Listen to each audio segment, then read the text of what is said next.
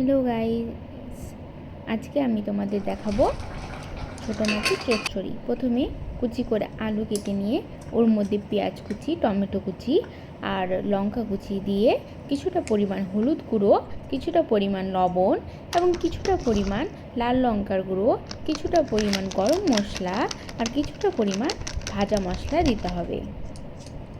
সে সব কিছু দেওয়া হয়ে গেলেই হাতের সাহায্যে ভালো করে মেখে নিতে হবে।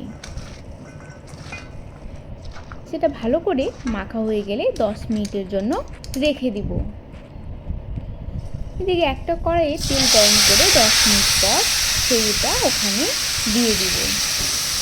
দিয়ে ভালো করে নেড়ে নিতে হবে যাতে পুরোটা ঠিকঠাক মিক্স হয়ে যায়। নাড়া হয়ে গেলে 5 মিনিটের জন্য ঢেকে রাখবো।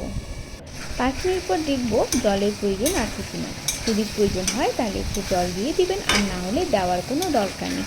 আমার যেহেতু জলের প্রয়োজন নেই তাই আমি দিইনি। আবার থেকে 3-4 মিনিট পর দেখবো, আবার একটু নেড়ে নেব। এবার আমার জলের প্রয়োজন আছে, আমি একটু জল অ্যাড করে দিলাম।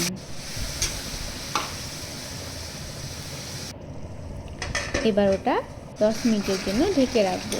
10 মিনিট পর দেখবো যে হ্যাঁ, আলু ঠিকঠাক সিদ্ধ হয়ে গেছে।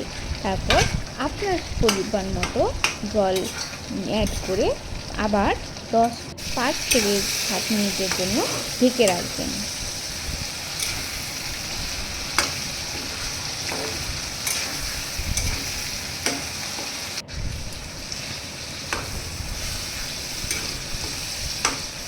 ঢেকে রাখার পর যখন সেটা ঠিকঠাক হয়ে যাবে, তারপরে ওখানে আগে থেকে ভেজে রাখা ছোটো মাছগুলো অ্যাড করে দেবেন।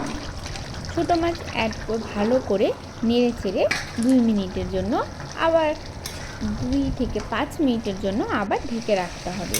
তাহলেই তৈরি হয়ে যাবে ছোটো মাছের চচ্চড়ি।